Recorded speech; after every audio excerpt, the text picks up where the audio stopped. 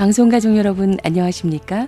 오늘 특별히 얼마 전에 발의된 포괄적 차별금지법에 대해서 귀한 의견을 듣기 위해서 안창호 전 헌법재판관님을 이 자리에 모셨습니다. 안녕하세요. 네, 안녕하십니까? 반갑습니다. 네, 감사합니다. 네, 저희가 이렇게 긴급하게 모셨는데요. 와주셔서 고맙습니다. 감사합니다. 얼마 전에 정의당 장혜영 의원에 의해 발의된 포괄적 차별금지법 논의가 아주 요즘 뜨겁습니다. 법 전문가시니까 좀 고견을 듣기 위해서 모셨거든요. 어떻게 보시는지요? 그 틀에서 보면은 이것은 우리 국민의 자유와 기본권에 대해서 제약하는 바가 너무 크다. 또 한편으로는 차별을 금지한다고 하지만은 종국에 가서는 실질적으로는 역차별을 초래할 수 있다. 그리고 세 번째로는 우리 헌법이 추구하고 있는 공공의 가치와 공동선에 대해서 허물을 수 있는 소지가 큰 법이다. 이렇게 개괄적으로 말씀드릴 수 있겠습니다. 네, 지난달 29일 날 발의했는데요. 포괄적 차별금지법 잘 알지 못한다 이런 반응도 굉장히 많거든요. 예. 자세한 설명 부탁드립니다. 예, 우선 헌법의 차별금지법에서 근거하고 있다는 조항이 헌법 제11조 1항입니다. 거기에 보면은 모든 국민은 법 앞에 평등하다. 누구든지 성별, 종교 또는 사회적 신분에 의하여 정치적, 경제적, 사회적, 문화적 활동에 생활의 모든 영역에 있어서 차별을 받지 아니한다. 이것이 차별금지법의 근거조항이라고 법률안 제안자들이 설명하고 있습니다. 그런데 헌법 제11조 1항의 평등은 법적 평등을 의미하고 법적 평등은 자유권 행사에 있어서의 법적 기회의 평등을 말하고 있습니다. 그리고 우리 국민은 평등하게 자유와 권리를 가지고 있습니다. 국민의 자유와 권리는 타인의 자유를 침해하지 않는 범위 내에서만 보호되는 겁니다. 맞습니다. 그렇기 때문에 자신의 권리만을 위해서 타인의 자유를 침해하지 않아야 된다는 것이 국민의 헌법상 의무로서 자동적으로 도출되는 개념입니다. 그래서 이 법이 기본권을 침해하고 가장 중요한 표현의 자유를 침해한다는 의견이 많이 있거든요. 어떻게 생각하시는지요? 이것이 굉장히 중대하게 표현의 자유를 침해하고 있습니다. 표현의 자유에 대해서 헌법재판소에서는 표현의 내용을 침해할 경우에 있어서는 굉장히 엄격하게 심사를 하도록 하고 있습니다. 네. 특히 표현의 내용 중에서도 제일 문제가 되는 것은 관점에 따른 차별, 관점에 따른 규제. 이것은 사상의 자유시장에 있어서의 자유 경쟁을 방해하는 거기 때문에 엄격히 제한되는 겁니다. 표현의 내용에 대한 규제는 제한되는데 그중에서도 관점 차별, 관점 규제에 이런 엄격하게 더더욱이 제한되는 겁니다. 그런데 이 차별금지법에 있어서는 성적 지향이라든지 사상이라든지 종교라든지 이런 거에 대해서 정당한 비판까지도 금지시키고 있습니다. 네. 결국에는 좋은 얘기, 예를 들어서 동성애에 대해서 긍정적인 얘기만 할 수 있게 하고 부정적인 얘기, 정당한 비판, 예를 들어서 동성애와 에이즈와의 관계라든지 이런 것도 경우에 따라서는 제재될 수 있는 이런 법입니다. 이와 같이 한쪽의 부정적인 것을 합리적인 사실에 근거해서 비판을 한다 하더라도 이런 것까지 금지하는 이것이 이제 관점에 따른 차별이고 관점에 따른 규제인데 이런 것들은 민주주의의 사상의 자유시장을 침해하는 거기 때문에 이건 엄격히 제한되는 건데 이 차별금지법은 이런 점을 관점 차별을 지금 시도하는 거기 때문에 이것은 표현의 자유의 중요한 부분을 침해하고 경우에 따라서는 본질적 내용을 침해한다고 할 수 있습니다. 특히 차별금지법에 보면은 적대적, 모욕적 환경을 조성하는 행위, 성적 굴욕감, 혐오감을 느끼게 하는 언동 이런 것들을 모두 다 제한하고 있습니다. 그것도 자기 소위 말하는 피해자라고 느끼는 사람이 내가 성적 굴욕감을 느꼈다, 혐오감을 느꼈다 뭐 이런 식으로만 주장만 하면은 곧바로 차별금지법의 제재의 대상이 될 수 있습니다. 이와 같이 경우에 따라서는 불명확하고 지극히 주관적이고 개인적인 개념이고 또 이런 개념들은 굴욕감이다 뭐 이런 거는 시대 상황에 따라서 변화할 수 있는 가변적인 개념입니다. 이런 개념을 가지고서 표현의 자유를 제한하기 때문에 이것은 정말 굉장히 포괄적이고 아까 말씀드렸듯이 관점 차별에 의한 이것을 정당화하는 거기 때문에 표현의 자유의 심각하고 본질적 내용을 침해할 뿐만 아니라 굉장히 광범위한 표현의 자유의 침해가 출해돼서 이런 법이 함부로 제정돼서는 안 됩니다. 네. 기독교의 교리에 맞춰서 얘기를 한다거나 또 사실에 근거해서 얘기를 했다 할지라도 듣는 상대방이 모욕감을 느끼거나 불쾌감을 느꼈다면 그거에 대해서 문제를 제소할 수 있는 길이 열리게 된다는 예, 그런 맞습니다. 예, 말씀이시죠. 맞습니다. 예. 그렇다면 이 차별금지법을 또 찬성하는 그 입장에서 보면은요, 교계 이런 걱정이 지나친 것이 아니냐, 교회 강단에서 동성애에 대해서 반대 의견을 내거나 설교하면 처벌된다는 그 이야기는 가짜 뉴스다, 과장된 거다, 이렇게 얘기도 하고 있거든요. 과연 그렇습니까? 그 사람들이 일면만 보고서 말씀을 하시는 것 같습니다. 그런데 제출된 차별금지법 28조와 29조에 보면 이런 말이 있습니다. 일반적 언론은 물론이고 기독교 방송, 신문, 소셜미디어 등의 동성애를 비판하는 설교나 강의가 금지될 수 있습니다. 네. 그리고 교육부 인가를 받은 일반 학교는 물론이고 또 기독교 학교에서조차 성경에 근거해서 동성애나 또는 주체사상 등에 대해서도 이런 것을 비판하면은 이거는 금지되어 있습니다. 그리고 여러분들 요새 목사님들이 강단에서 물론 이거는 해석여하에 따라서 약간 달리 할 수 있습니다만은 뭐 지금 주장하는 사람들의 얘기도 반드시 틀리다 이렇게 얘기하는 어려운 측면이 있습니다. 그러나 오늘날 목사님들이 설교하면 어떡하죠? 전부 다 유튜브 같은 데 올려놓는데 유튜브에는 올려놓지 못하게 됩니다. 이제 소셜미디어에 제한이 되기 때문에 또 목사님들이 또 어떤 교회 외에 다른 곳에 가서 조그마한 소그룹을 인도하신다든지 이런 경우에 있어서 여러 가지 제약이 따를 수가 있습니다. 예를 들어서 방송이라든지 언론이라든지 소셜미디어에 못하고 교육에서 이런 제한을 하게 되는데 만약에 상대방이 내가 굴욕감 느꼈다, 혐오감을 느꼈다. 네. 이런 사람들이 진정을 하면은 그거에 따라서 이행관계분 또는 징벌적 손해배상 책임을 부담하게 되고 형사적인 제재도 뒤따를 수 있습니다. 네. 그 지금 말씀해 주신 대로 이번에 발의된 법을 보면은 이행 강제금도 있고 배상금도 있고 이런 것들이 좀 많이 걱정이 되는데 어떻습니까? 이게 찬성하시는 분들은 이게 무슨 형사적인 제재냐 이제 이런 말씀을 하시는 분들이 있어요. 물론 법 규정 자체에 보면은 차별에 대해서 이의 제기를 하고 이에 대한 불이익 처분할 때 형사 처분한다고 그렇게 규정은 돼 있습니다.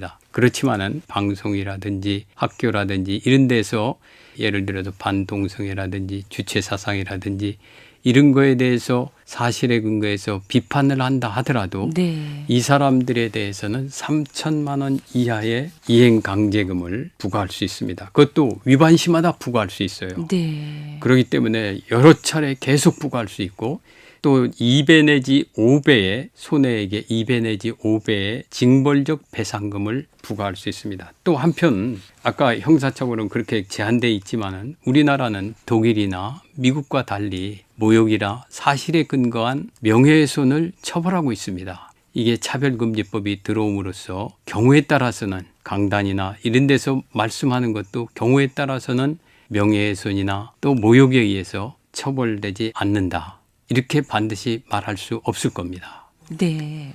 이번에 발의된 차별금지법 앞으로 진행 과정은 어떻게 예상하고 계신지요? 이 부분에 대해서 여러 가지 너무 문제가 많기 때문에 이거를 그냥 쉽게 한 당이라든지 이런 것에 사안을 호도해 가지고서 들어와서는 안 된다고 생각을 합니다. 이 부분에 대해서 충분한 논의를 거쳐서 법을 제정해야 되고 아까 말씀드렸듯이 또 이 법이 광범위한 또 역차별을 초래하고 있습니다. 이 법이 어떻게 되냐면요. 정부가 성적 지향 등의 보호를 위해서 기본 또는 시행 계획을 만들어야 됩니다. 네. 그래서 또 행정, 재정상에 필요한 조치를 취하도록 돼 있고요. 국가인권위원회에서는 성적 지향 등을 위해서 그 사람들을 보호 소송에 지원할 수 있도록 돼 있고 또 민사소송이나 이런 거 갈 때 굉장히 중요한 것들이 뭐냐면은 입증 책임인데요.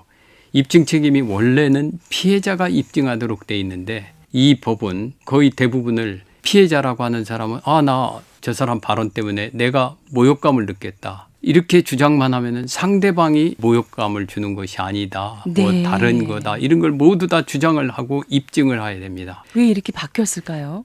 그러니까 이거는 어느 의미에서 특별 보호가 되는 겁니다. 네. 그렇기 때문에 일각에서 얘기하는 대로 이거는 성적 지향자들에 대한 특혜와 특권을 주는 거다. 단순히 이것이 그냥 하는 것이 아니라는 주장이 바로 거기에서 나오는 겁니다. 네. 상대방이 입증을 해야 된다면 신학교라든가 교회 복지시설이라든가 기독교 방송이라든가 이런 곳에서 채용하는 문제에도 그럼요. 민감하게 영향을 미칠 것 같은데 어떻습니까? 그렇죠. 만약에 이제 이 법이 들어오면은 신학교에서 또 개교회에서 교회도 사용자가 될 수 있는 거거든요. 동성애를 하는 목사님이 온다. 또 신학교에도 동성애자가 지원한다. 이런 극동방송이나 학교나 종립학교 이런 데에서도 동성애자들이 와서 이것을 지원한다. 이럴 때 어떠한 방법으로 제재할 수 있는 방법이 없습니다. 오히려 경우에 따라서 동성애자라는 이유에서 거절하면은 이 법에 의해서 징벌적 손해배상, 이에 따라서 아까 말씀드렸듯이 이행강제금, 또 경우에 따라서는 명예훼손이나 형법상 명예훼손이나 모욕에 의해서 처벌될 가능성도 배제할 수 없습니다. 네. 그렇기 때문에 이 법에 심각성이 있는 겁니다. 그 기간이 왜 설립됐는지 그 정체성을 잃어버릴 수도 있는 맞습니다. 중대한 기로라는 생각이 듭니다. 이 교계와 성도들이 성경적 가치를 지키기 위해서 경각심을 갖고 노력해야 될 일 참 많은 것 같은데요.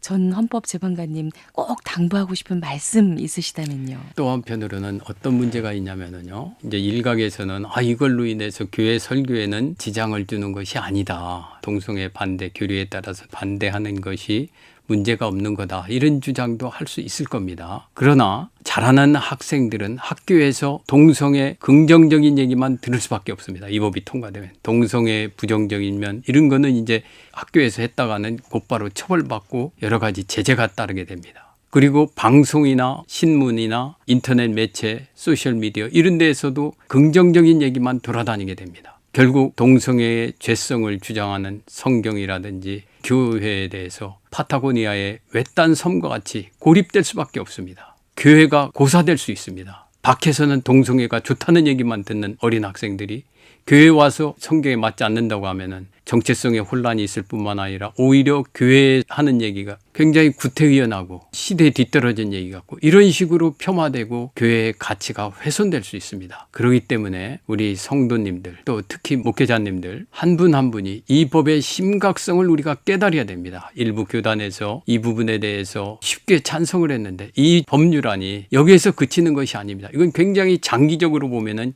기독교를 고사시킬 수 있는 악법입니다. 이 점에 대해서 심각하게 인식하시고 이 법이 제정되지 않도록 특별히 목회자님들 그리고 교회 중직자들 그리고 우리 교우 한 사람 한 사람 또 크리스찬이 아니더라도 이것이 잘못 들어오면은 우리 대한민국이 지키고 있는 자유민주주의의 가치도 훼손시킬 수 있습니다. 또 우리가 여태까지 가지고 있었던 가정과 또 나라에 대한 가치 또 공공의 가치 공동선 이런 것을 허물어뜨릴 수 있는 무서운 법이 될 수 있습니다. 여러분들께서 심각한 인식을 해 주시길 바랍니다. 또 한편 그래도 경우에 따라서는 차별금지가 소중한 가치 아니냐 평등이란 소중한 가치가 있지 않느냐 물론 맞습니다.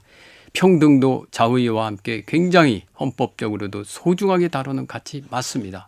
만약에 이런 차별금지를 위해서 필요하다고 하면 아까 말씀드렸듯이 이것이 굉장히 국민의 다른 자유권과 기본권을 제한하는 거기 때문에 개별적 구체적 논의를 거쳐서 맞습니다. 우리가 허용해야 됩니다. 요새 여성에 대해서 또 장애인에 대해서 우리 이런 법들은 이미 다 제정이 돼 있습니다. 직장에서 또는 우리 사회에 나가서 여러 가지 여성 차별, 장애인 차별 이거에 대해서 주장을 한다고 제가 반대하는 사람 아닙니다. 오히려 그런 것들은 더 우리가 살펴보아서 더 보장해 줘야 됩니다. 그러나 차별금지법과 같이 포괄적이고 대충 뭉뚱거려 가지고서 이렇게 들어오면은 국민의 기본권을 심각하게 제약하고 경우에 따라서는 역차별을 발생할 수 있는 그런 법이기 때문에 이런 법을 제정하지 말고 필요하다면은 국민들 합의에 거쳐서 차별을 금지할 수 있는 개별적인 입법을 해야 된다. 이런 말씀을 드리고 싶습니다. 네, 복음이 도전을 받는 시대라는 생각이 들어요. 방송을 듣고 있는 극동방송 방송 가족들에게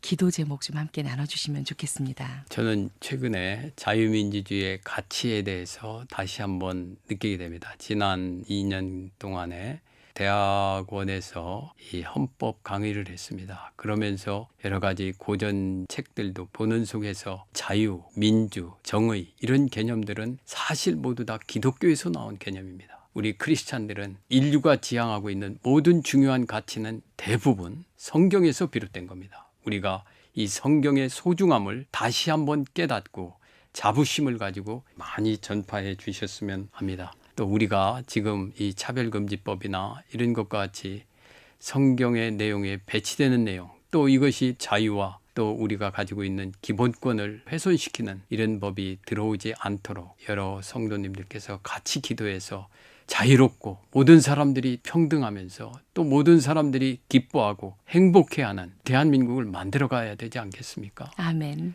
우리가 성경에 기반을 두고 또 이런 것들이 우리 현실 생활에 편만할 수 있도록 기도를 해야 될 것 같습니다. 네, 하나님께서 이 나라와 이 민족을 사랑하셔서 지금까지 인도해 주셨는데 앞으로도 선하게 이끌어 주실 것을 믿습니다. 아멘. 네, 예. 지금까지 얼마 전에 발의된 포괄적 차별금지법에 대해서 귀한 의견을 나눠봤습니다. 서울대학교 행정대학원의 초빙 교수이시자 전 헌법재판관님이신 안창호 재판관님 함께 하셨습니다. 오늘 나와주셔서 고맙습니다. 네, 감사합니다.